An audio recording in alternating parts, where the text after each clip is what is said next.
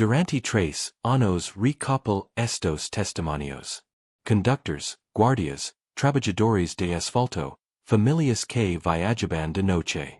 Todos pararon por el mismo tramo de carretera. Todos vieron, o escucharon, o sintieron algo que no deberían haber visto, escuchado, ni sentido. Ninguno quiso dar su nombre completo. Algunos me pidieron que esperara hasta que se mudaran a otra ciudad antes de publicar esto. Uno me pidió que esperara hasta que muriera. Accedí a todo. Cambié los nombres. Omití fechas exactas en los casos donde eso los ponía en riesgo. Pero no cambié nada de lo que dijeron. No añadí nada. No interpret. Solo escuch, grave, transcribí.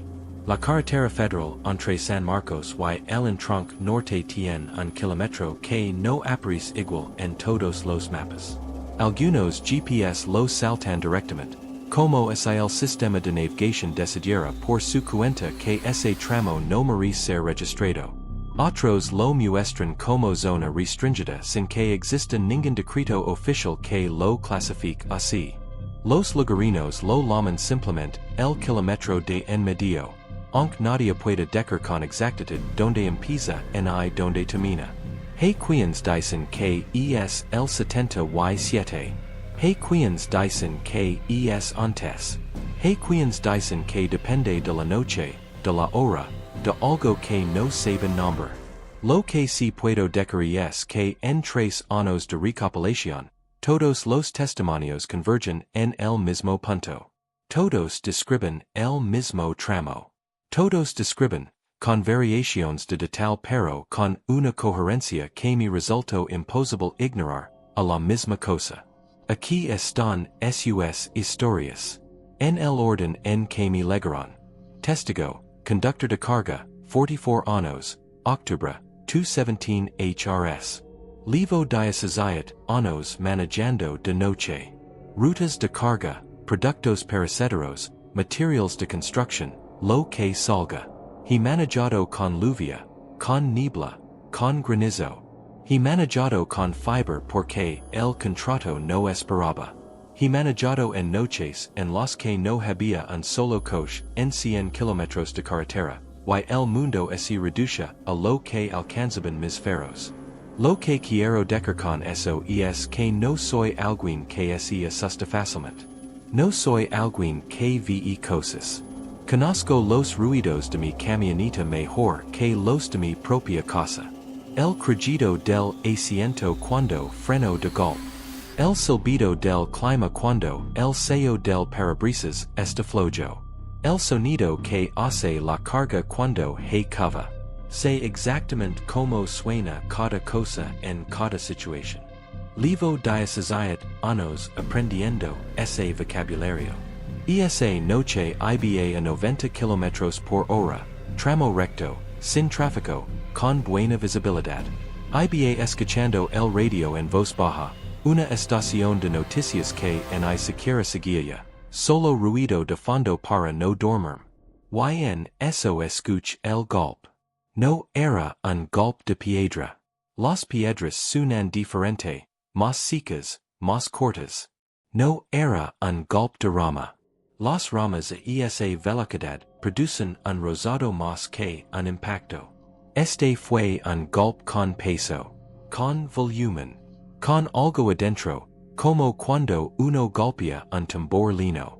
Y vino de arriba, del techo, del centro del techo, como si algo hubiera caído desde el aire directamente sobre la cubierta del vehículo. Vaya la velocidad instintivamente. Revise los espejos. No había nada en la carretera, ningún animal, ningún objeto tirado. No había ningún puente encima de mí, ninguna estructura. Estaba en campo abierto. El golpe no se repitió de inmediato. Pero entonces el techo empezó a crujir. Despacio. Con intervalos irregulares. No era el crujido de expansión térmica, que conozco bien. Era un crujido con dirección. Empezó en el centro y fue avanzando hacia adelante. Hacia el parabrisas. Lento. Deliberado. Como si algo se estuviera arrastrando hacia el frente del vehículo. Prendí las luces interiores. No six nada anormal. Seguí manejando. Los crujidos continuaron unos 40 segundos más y luego pararon. No detuve el vehículo. No sé explicar bien por qué no lo hice. Digo que fue instinto, pero en realidad creo que fue otra cosa. Creo que en algún nivel entendí que parar era peor opción que seguir. Al llegar al siguiente municipio, que estaba a unos 20 kilómetros, per en una gasolinera a cargar combustible y ir al baño. El encargado, un hombre de unos 50 años con cara de haber visto muchos turnos de madrugada, salió a atenderme. Mientras yo estaba en la bomba, lo six mirar el techo de mi camioneta. Se quedó allí parado, mirando, sin decir nada. Le pregunté que vea. Se encogió de hombres. Dijo, ya llegaron otros con lo mismo. No explicó que era lo mismo. No me miró a los ojos cuando lo dijo. Terminó de anotar la carga de combustible y se metió al local. Me subí a revisar el techo antes de salir. Tuve que usar la linterna del teléfono. En el centro del techo, ligeramente corridas hacia adelante, había 4 hendiduras paralelas en la chapa. Del tamaño y la forma de dedos.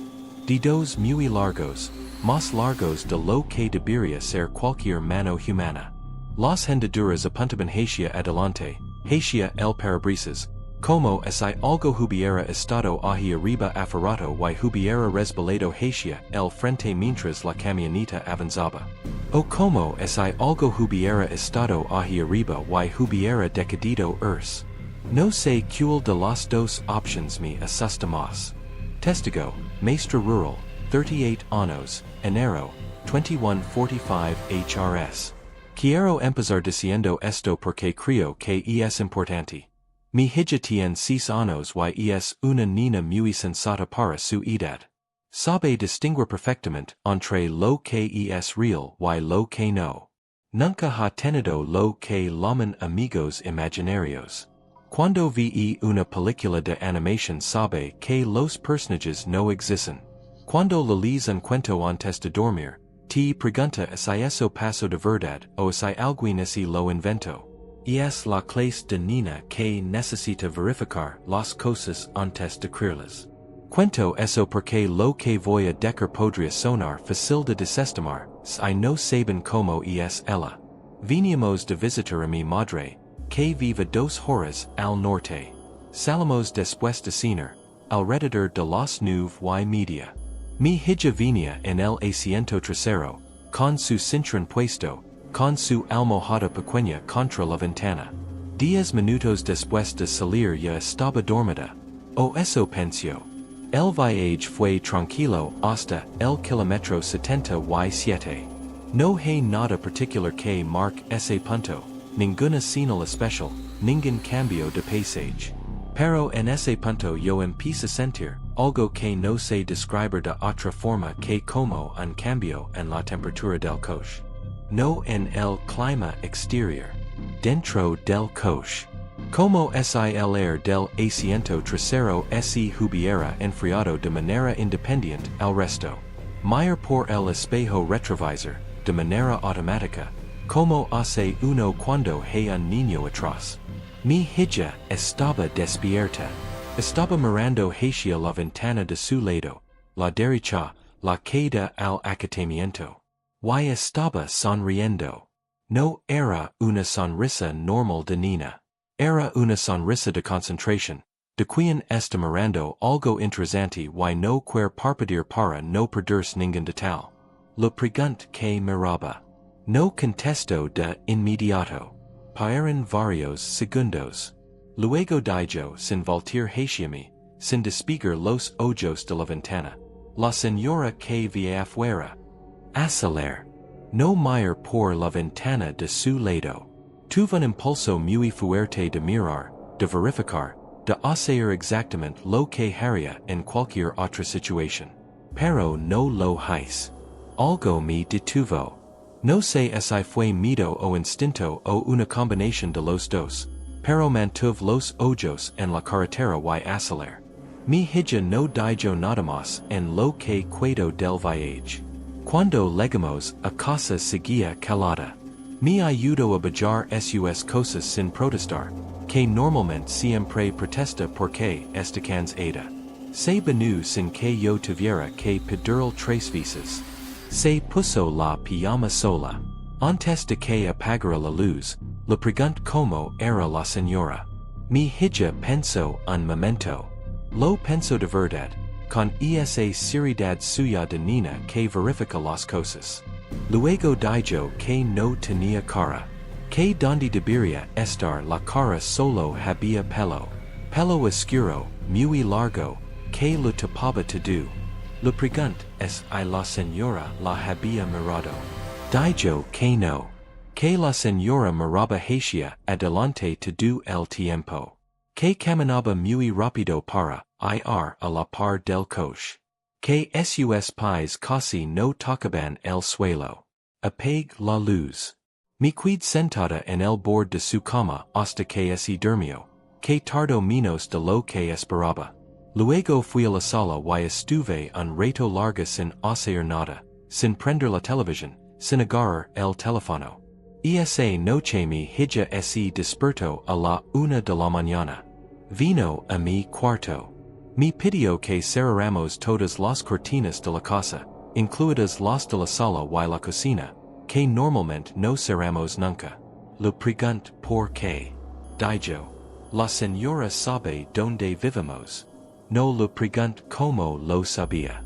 No quise saber cómo lo sabía. Cerré todas las cortinas y la dejé dormir conmigo esa noche y las 2 noches siguientes. Desde entonces no volvamos a pasar por esa carretera después de las 8 de la noche. No por miedo mío. Por respeto al miedo de ella, que a veces entiende cosas que yo prefiero no entender. Testigo, Guardia de Seguridad Vial, 51 años, marzo, 3:30 HRS. Este archivo es diferente a los otros porque no solo existe el testimonio del guardia. Existe la grabación. Me la entregó en persona, en una memoria USB pequeña, dentro de un sobre de papel manila que llevaba su nombre escrito con marcador y luego tachado. Me dijo que la había escuchado 3 veces y que no pensaba escucharla una cuarta. Que si yo quería hacer algo con ella, adelante. Que ella había renunciado al trabajo y no quería tener nada más que ver con ese tramo de carretera. La grabación dura 4 minutos con 29 segundos. El guardia llevaba una grabadora de voz en el bolsillo del calico porque había empezado a escuchar cosas durante sus turnos de madrugada y quería pruebas. Quería algo concreto que mostrarle a su supervisor, porque el supervisor le había dicho que probablemente era cansancio, que probablemente era estrés, que probablemente era que llevaba demasiados meses en turno nocturno sin vacaciones. Esto es lo que registró la grabadora. Los primeros 2 minutos y 14 segundos son ruido de motor, viento, el crujido ocasional de la cabina. El guardia va conduciendo. Se escucha su respiración, regular, tranquila. A los 2 minutos y 31 segundos, hay una segunda respiración. No es un eco. No es un artefacto de grabación. Es una respiración diferente a la del guardia, más profunda, más lenta, con un ritmo que no coincide con el suyo. La fuente del sonido está muy cerca del micrófono.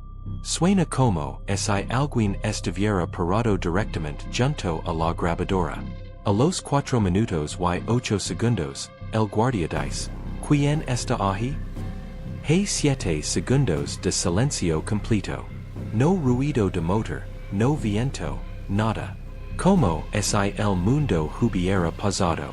Luego, a los 4 minutos y 15 segundos, una voz que no es la del guardia dice, muy baja, muy cerca del micrófono, con una calma que resulta más perturbadora que cualquier grito, y llegaron otros con lo mismo.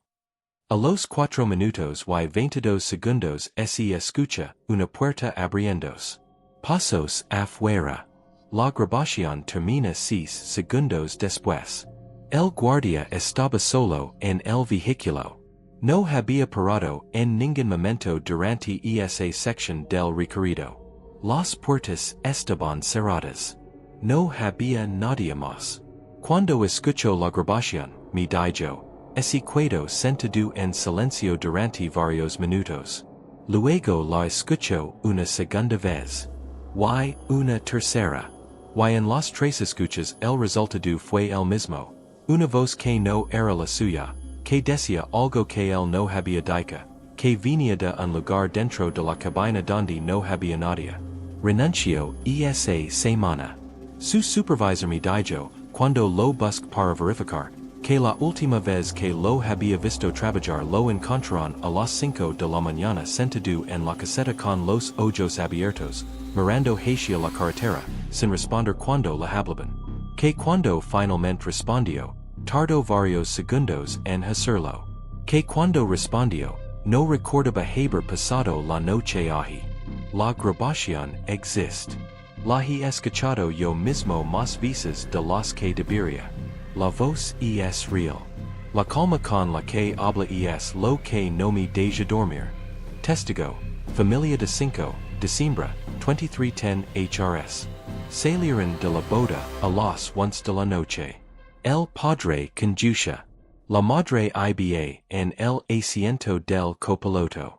En la fila del medio iban los 2 hijos adolescentes, de 15 y 17 años. En el asiento trasero iba la abuela, que se había quedado dormida casi en cuanto arrancaron. 5 personas. Un suburban. El padre conoce bien la ruta porque la hacía varias veces al mes por motivos de trabajo. A la altura del kilómetro 77, la madre tomó una foto con el celular. No había ninguna razón especial. Era de esas fotos que uno toma cuando el viaje se hace largo, una foto de carretera oscura y nada más, sin propósito real, de esas que uno borra al día siguiente cuando limpia el rollo. No la borro al día siguiente porque al día siguiente olvido que existía. La encontró 2 semanas después, cuando estaba buscando otra foto. En el asiento de en medio, entre los 2 hijos, había una figura sentada. No era ninguno de los 5. Era alta, o al menos así lo sugería la postura, inclinada hacia adelante. Delgada, con el pelo oscuro, muy largo, cubriendo completamente la cara. Mirando hacia adelante, hacia el parabrisas, en la misma dirección que todos los demás. La figura estaba tan nítida como cualquiera de los hijos. No era una sombra, no era un reflejo, no era una sobreexposición de luz. Era una persona sentada en el vehículo en una foto tomada a través del espejo de visera con flash activado, con la misma nitidez y el mismo nivel de detalle que los demás pasajeros. El padre me dijo que verificaron todo. Que en ningún momento durante el viaje paró el coche en ese tramo. Que las puertas traseras tenían seguro de niños. Que la abuela habría despertado si hubiera subido alguien. Que los hijos no vieron ni sintieron nada. Borraron la foto. Esto no es lo inquietante. Lo inquietante es que 3 días después la madre fue a la papelera de su iCloud a borrar archivos para liberar espacio, y la foto estaba ahí. La volvió a borrar. 7 días después la foto estaba de regreso en su carpeta principal, entre fotos recientes, como si hubiera sido tomada esa semana. Borraron la cuenta. Crearon una cuenta nueva. Cambiaron el teléfono. La última vez que hablé con la madre, me dijo que la foto seguía apareciendo, que ya no intentaba borrarla, que era peor no saber dónde estaba que saber que seguía ahí, en el rollo, entre fotos de cumpleaños y de comida y de cosas normales. Me dijo una cosa más, casi al final de la conversación, casi como si no quisiera decirlo pero tampoco pudiera calarlo. Que la figura en la foto no siempre está mirando hacia el parabrisas. Que en alguna versión que encontró hace algunos meses, la figura estaba mirando hacia la cámara. No sé si eso es posible. No sé cómo funciona eso. Pero elimi lo dijo y yo lo anoto porque es parte del testimonio.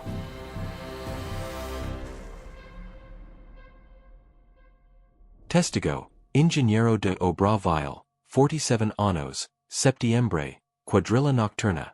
Trabajaron 3 noches seguidas en ese tramo. Bacio de emergencia por daños de temporada de lluvias. 8 hombres, equipo de señalización, iluminación temporal, todo en regla. No era la primera vez que esa cuadrilla trabajaba de noche. Eran profesionales. La primera noche transcurrió sin incidents. La segunda noche, al trabajador al que voy a llamar Aurelio le tocó revisar una alcantarilla de drenaje pluvial ubicada a unos 30 metros del área principal de trabajo. Era una tarea rutinaria, de 5 minutos máximo. Lavaba radio. Lavaba linterna. Nadie lo vio alejarse más de esa distancia. Pasaron 20 minutos sin que regresara. El ingeniero lo llamó por radio. No respondió. Mandó a otro trabajador a buscarlo.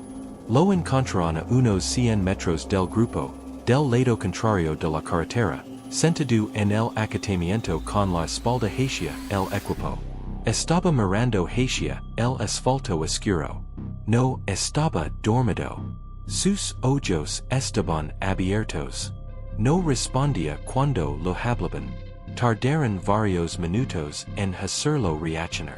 Cuando finalmente respondió, Aurelio dijo que había visto a alguien parado en medio de la carretera, entre la zona de trabajo y la oscuridad más alta de la iluminación temporal.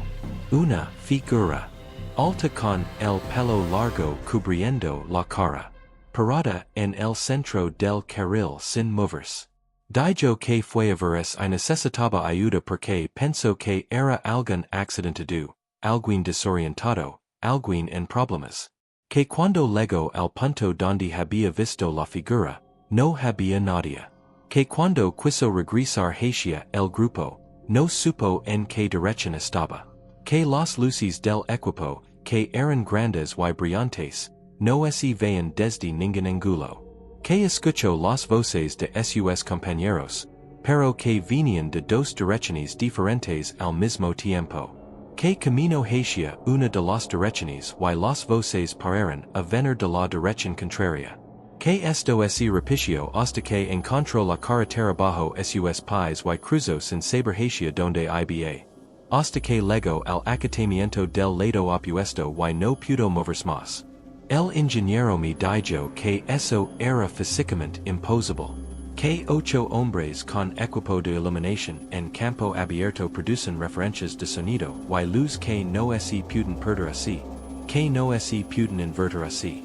Que la carretera es recta en ese tramo y no hay nada que pueda crear ese efecto de desorientación que describía Aurelio.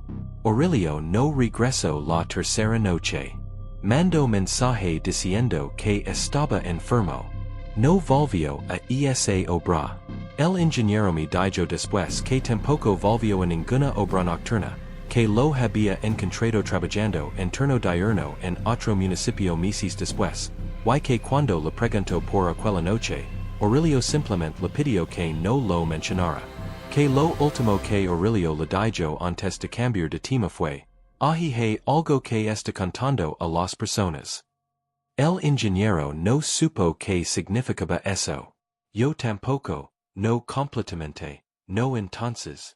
Pero cuando llegué al archivo once, cuando terminé de juntar todos los testimonios, esa frase fue la que más me quedó resonando. Testigo, paramédico de guardia, 33 años, febrero, 4 o'clock HRS. No hubo accident esa noche. Nadie llamó al 911 desde ningún número registrado. No había ninguna alerta activa en ese tramo. Sin embargo, La Central de Emergencias los despacho al kilómetro 70 y 7 a las 4 de la mañana. El operator que tomó la supuesta llamada insistió en que una mujer había pedido auxilio, que había dado las coordenadas con exactitud, que su voz sonaba tranquila pero urgente, como alguien que leva rato esperando y no le queda energía para sonar desesperado. Llegaron dos paramédicos en unidad de respuesta. No había nadie. No había vehículo accidentado. No había señal de nada en el acatamiento en los metros adyacentes. La carretera estaba completamente vacía. Uno de los paramédicos, mientras revisaba el acatamiento con linterna como parte del protocolo, se acercó a la coladera de drenaje pluvial en el borde del camino. Era una coladera estándar, de las que hay cada ciertos metros en esa carretera para el escurrimiento de lluvia. Escuchó algo que venía de adentro, una voz, muy baja, muy uniforme, con el tono pleno y sin inflexión de alguien que lleva mucho tiempo repitiendo lo mismo. Que decía, una y otra vez, sin pausa, sin variación, y llegaron otros con lo mismo. No se repitió tres veces ni 5 ni 10. Se repetía de manera continua, como una grabación en loop, como algo que no sabe que está diciendo las mismas palabras porque no tiene conciencia de haberlas dicho antes. El paramédico llamó a su compañero. Cuando los dos estuvieron allí agachados junto a la coladera, la voz se detuvo. Silencio completo. Luego el paramédico volvió a acercar el oído y no había nada. Solo el sonido del viento en la carretera vacía. Llamaron a la central para reportar código de no localización, que es el término oficial para cuando llegas a un despacho y no encuentras nada. La central respondió de manera que ninguno de los dos entendió al principio. Dijo que no había ningún despacho activo para esa unidad en ese momento. Que según el sistema, estaban estacionados en la base desde las 3 de la mañana. Que sus GPS no los mostraba en el kilómetro 70 y 7 sino en el patio de la estación. El paramédico me dijo que levantaron el acta interna de incident porque el protocolo lo requiere.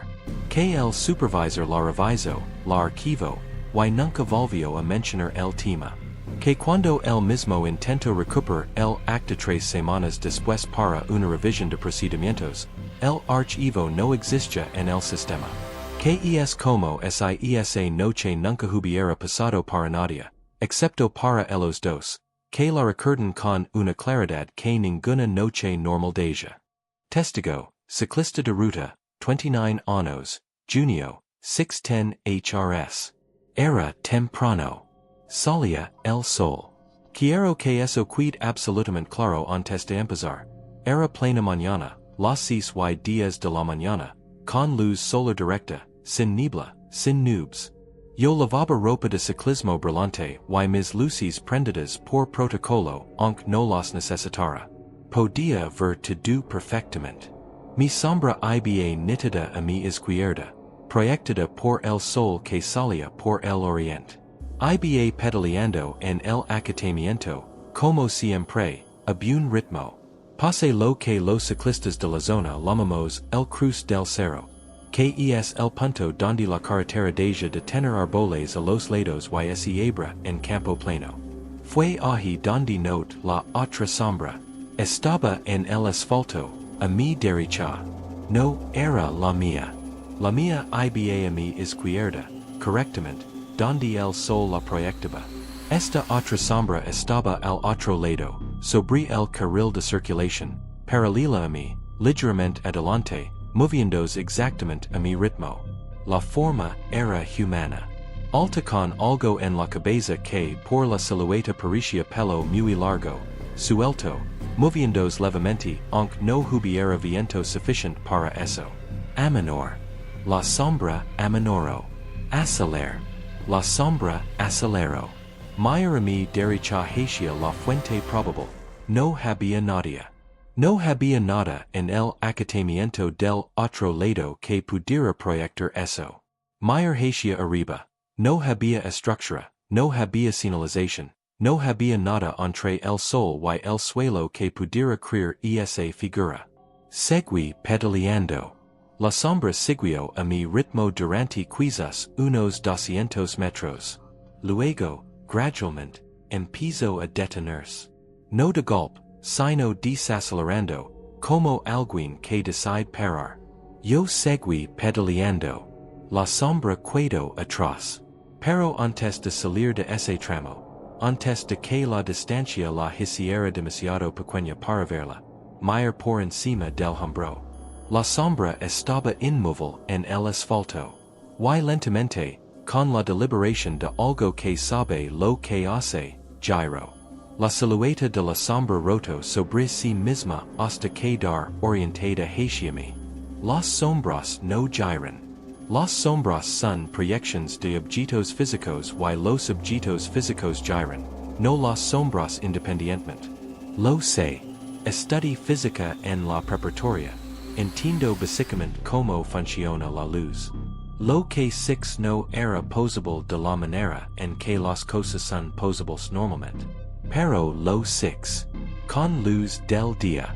Completamente despierto. Completamente sobrio. Y lo que más me perturba, 3 años después, no es haber visto eso. Es que durante un segundo, el segundo antes de que acelerara y mirara hacia adelante, tuve la sensación clarísima de que la sombra también me estaba mirando a mí. Testigo, sacerdote retirado, 68 años, sin fecha registrada. Este testimonio me legó de manera diferente a los demás. No hubo conversación. No hubo entrevista. Alguien yo un sobre en el buzón de la dirección que uso para correspondencia, sin remitente, con el nombre de esta recopilación escrito en el frente. Adentro había una hoja de papel cuadriculado doblada en 4, escrita con letra apretada de persona mayor, con pluma de tinta azul. No sé quién lo dejó. No sé si fue el sacerdote en persona, o alguien que transmitió el testimonio por él. No sé si sigo vivo. Esto es lo que decía la carta, copiado exactamente. Pasé por ese camino caminando.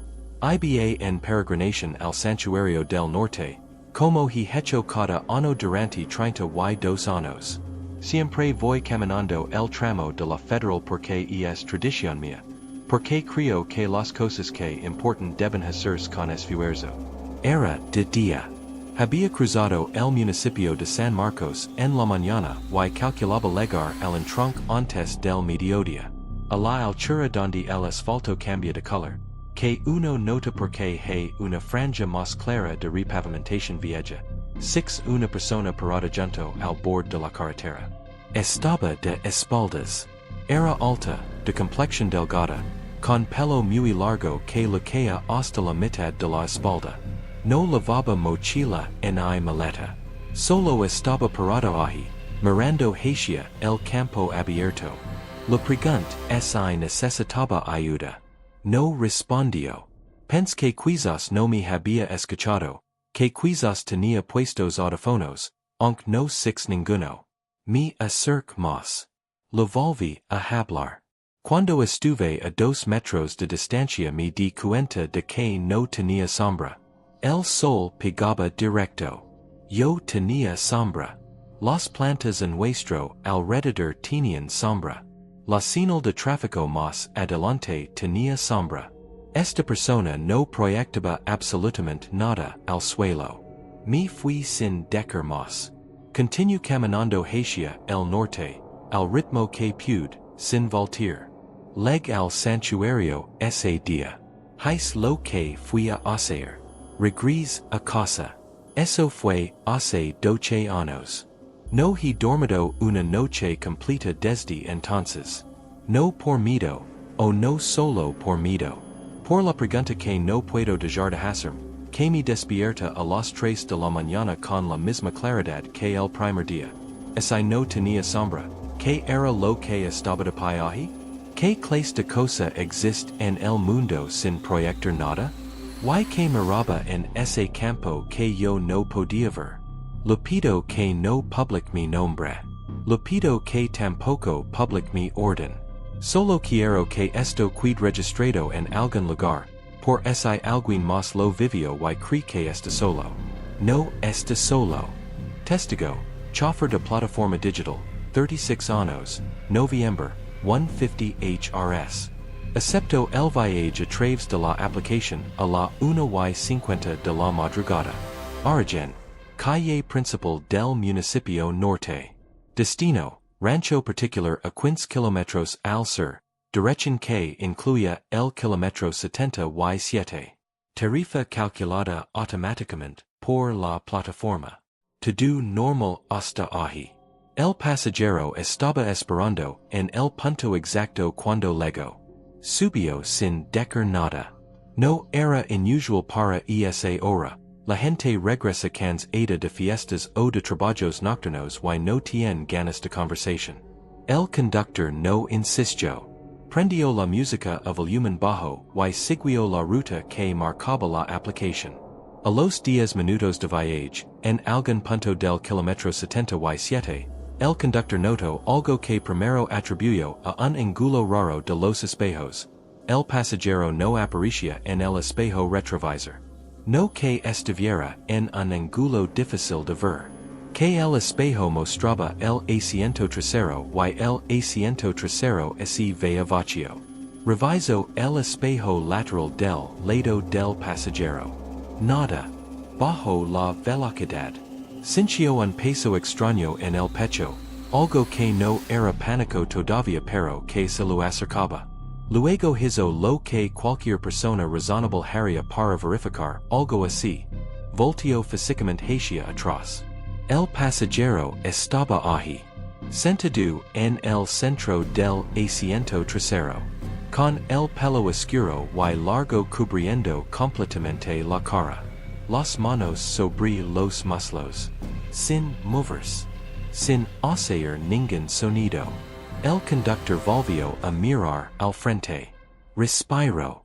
Pensó que había sido un problema de ángulo, que los espejos a veces hacen eso.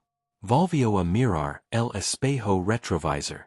El asiento trasero seguía apareciendo vacío. Manejó los últimos 5 kilómetros con los ojos alternando entre la carretera y el espejo trasero y el lateral. En un circuito que le tomaba todo el esfuerzo de no quebrar la lógica que le decía que el pasajero estaba allí, que lo había visto, que era real. Luego al punto marcado en la aplicación, una brecha de terracería que se abría a la derecha de la carretera. El pasajero bajó. No dijo gracias. No dijo nada. El conductor esperó a que llegara a la entrada del rancho, que estaba a unos 40 metros de donde habían parado. El pasajero nunca llegó a la entrada del rancho.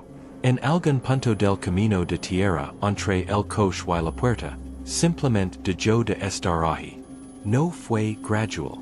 No fue que el conductor parpadeó y lo perdió de vista. Fue que estaba allí y luego no estaba. El conductor esperó 10 minutos en el lugar, con las luces del coche encendidas, mirando esa brecha. No se movió nada. No llegó nadie más. No salió nadie del rancho.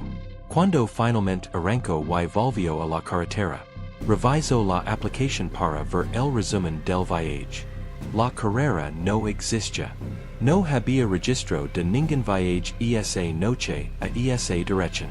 La aplicación mostraba su último viaje completo como uno de 3 horizontes, en el municipio norte, a unos 15 kilómetros de donde estaba parado. El cobro nunca llegó. El paseo nunca existió, según el sistema. Como si no hubiera habido nadie. Testigo, veterinaria de guardia, 42 años, agosto, 2:30 HRS. Iba sola. Regresaba de una emergencia en un rancho ganadero a 30 kilómetros al norte, una distancia que le había tomado casi 4 horas resolver. Lavaba muchas horas despierta pero estaba funcionando. que no es lo mismo que estar bien descansada pero si significa que el cansancio no le nublaba los reflejos en la percepción. Conoce bien esa carretera porque la hacía regularmente. La vio parada en el acatamiento izquierdo, el del lado de la carretera contraria, iluminada de frente por sus faros. Una mujer, con vestido claro, casi blanco, sin mangas a pesar del frío de agosto en la madrugada, con el pelo oscuro muy largo, completamente suelto, cubriendo la cara. Freno. No porque hubiera decidido detenerse exactamente, sino porque algo en su cuerpo tomó esa decisión antes que su mente. Bajo el vidrio. Le preguntó si estaba bien, si necesitaba ayuda, si quería que llamara a alguien. La mujer no respondió de inmediato, pero empezó a caminar hacia el coche. Despacio, con pasos regulares, como quien responde a una invitación. Cruzando los dos carriles de la carretera sin mirar si venía algún vehículo, porque no venía ninguno. La veterinaria me dijo que lo que la hizo salir de allí no fue la figura en sí. No fue el pelo cubriendo la cara, no fue el vestido sin mangas en el frío, no fue que Cruz era sin mirar. Fue algo que notó en el momento específico en que la mujer entró en el círculo más cercano de luz de sus faros. La mujer caminaba. Sus piernas se movían, sus brazos se movían levemente en el balancio natural del paso. Pero sus pies no tocaban el suelo. No era flotación dramática. No era nada de película. Era una separación pequeña, de 2 o 3 centímetros máximo, entre la suela de los pies y el asfalto. Pero en esa luz, desde ese ángulo, se veía con una claridad que no dejaba espacio para la duda o la reinterpretación. El cuerpo entero se desplazaba como si caminara. Los pies hacían el movimiento de camina. Pero no tocaban nada. La veterinaria aceleró. No subió el vidrio primero. No dijo nada más. Solo aceleró. Y cuando el coche comenzó a moverse, escuchó el golpe en el techo. Exactamente como lo describen otros. Un golpe con peso, con volumen, desde arriba, desde el centro del techo, como si algo hubiera caído desde el aire. Seguido de silencio. No de crujidos esta vez, no de arrasta. Solo el golpe, y luego nada, y la carretera vacía abriéndose adelante de ella en la luz de los faros. No se detuvo hasta el siguiente municipio. No revisó el techo esa noche. Lo revisó al día siguiente, a plena luz, en el estacionamiento de su clínica. 4 hendiduras paralelas en la chapa. Del tamaño y la forma de dedos. Apuntando hacia adelante. Fuente, registros compilados, análisis propio, 3 años de recopilación. Esto no me lo contó ninguna persona. Esto lo encontré yo. Después de acumular 10 testimonios, algo me dijo que no eran historias independientes. Había demasiada coincidencia en los detalles. Demasiada coherencia entre personas que no se conocen, que vivían en municipios diferentes, que habían pasado por ese tramo en distintos años y distintas horas. No es normal que 10 personas que nunca hablaran entre sí describan los mismos 4 dedos largos en el mismo techo metálico. Pasé varios meses solicitando registros oficiales. Reports de incidents viales en ese tramo. Actas de accidents sin causa aparente. Llamadas al 911 con origen no confirmado. Parties de guardia de las estaciones de seguridad vial más cercanas. Registros de despacho de servicios de emergencia. Informes de trabajadores de obra. Lo que hubiera. Encontré más de lo que esperaba. Y lo que encontré no fue un patrón aislado.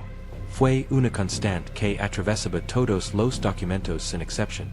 durante un periodo de al menos 15 años que es lo que alcanzaron a cubrir los archivos a los que tuve acceso.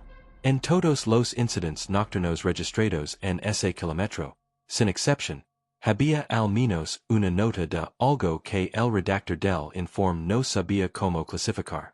Una persona de más en un vehículo que según todos los pasajeros nunca tuvo a esa persona. Una figura en el fondo de una fotografía de evidencia que no correspondía a ninguno de los presentes. Alguien que otros no vieron llegar en IRS. En los formularios estandarizados, donde había una casilla para número de personas involucradas, había casos donde la cifra estaba tocada y reescrita, como si el redactor hubiera contado, luego recontado, y no pudiera decidir por un número. En todos los reports nocturnos había un elemento que se repetía. Alguna referencia a un sonido en el techo o en la parte superior del vehículo. No siempre un golpe fuerte. A veces solo un crujido. A veces solo una nota que decía, ruido no identificado en estructura superior.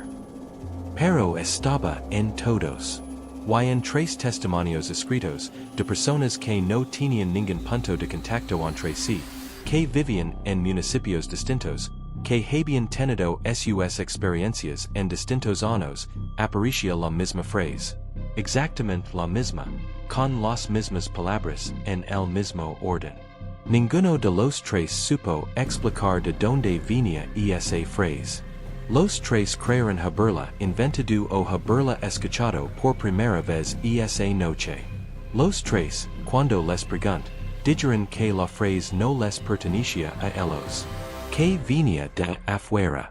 Hay un registro de caseta del año pasado que encontré casi al final de mi búsqueda, en el fondo de un archivero de la estación de cobro que lleva años sin funcionar pero cuyos papeles nunca fueron transferidos a ningún sistema digital. Una sola hoja, sin firma, con la fecha parcialmente legible, solo el mes visible. Decía esto, escrito a mano con una letra que no coincidía con ninguno de los otros documentos del archivero. Esta noche pararon 47 vehículos. En 48, iba alguien. No hay manera de saber quién escribió eso. No sé si era una broma, un juego, una observación de alguien con demasiado tiempo libre en un turno de madrugada. No sé si era el registro de algo que esa persona vio o simplemente una nota sin contexto que nunca fue explicada. Lo que sí sé es que cuando fui a verificar el documento en persona, la hoja estaba sola en esa sección del archivero. No había nada más a su alrededor. Y la hoja estaba humida. No mojada, no empapada. Humida como si alguien la hubiera sostenido con las manos mojadas hace muy poco. Como si alguien hubiera estado ahí justo antes que yo. No había nadie más en ese edificio. Lo verifique. Las otras habitaciones estaban cubiertas de polvo con meses de antigüedad. El piso del cuarto donde encontré el archivero no tenía huellas de nadie, excepto las mías. Excepto las mías, que llegaban hasta el archivero. Y luego había otra marca en el piso, cerca de la ventana, que no correspondía a ningún zapato que yo llevara puesto. Que era más larga. Que apuntaba hacia afuera, hacia la carretera. No la fotografié. Sé que debería haberla fotografiado. Pero en ese momento lo único que quise fue salir de ahí. Nota final del recopilador.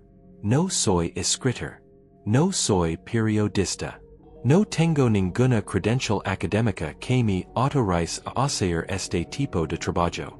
Soy alguien que tuvo una experiencia en ese kilómetro hace 4 años. Una experiencia que no voy a incluir aquí porque no soy capaz de escribirla con la distancia necesaria para que suene como lo que fue y no como lo que temo que fue. Y que desde entonces no puedo dejar de buscar otras personas que hubieran pasado por lo mismo. Las encontré. Están aquí. No sé qué es lo que habita ese kilómetro. No sé si habiter, es la palabra correcta. No sé si la cosa que aparece en los tecos y en las fotos y en los espejos y en las sombras tienen conciencia de lo que hace, o es, y simplemente existe de una manera que nuestros marcos de referencia no pueden contener. No sé si sabe que no se asusta. No sé si lo importa. Lo que sí sé es que ese kilómetro seguaje. Que esta noche alguien lo cruzará.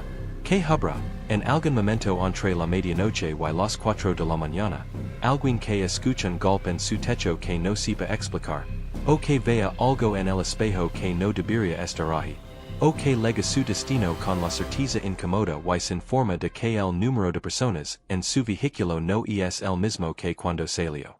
Si usted pasó por ese tramo y vivió algo que no ha podido contarle nadie porque no sabe cómo explicarlo sin sonar como alguien que perdió la razón, no está solo. Esto leva años pasando. Usted no es el primero y, me temo, no será el último. Cuéntelo. No para demostrar nada. No para convencer a nadie. Solo para que quede registrado. Para que alguien más sepa que esas cosas pasan, que hay personas que las vivirán, que la experiencia es real aunque no tengamos palabras para lo que caso. Porque eso es lo único que aprendí después de 3 años con estos archivos. La peor parte no es lo que vi. La peor parte es la certeza, lenta y fría, de que mientras uno miraba hacia afuera tratando de entender que era, algo también estaba mirando hacia adentro. Y que lo que vio lo pareció suficientemente interesante como para seguir. Todavía no ha terminado de contarte.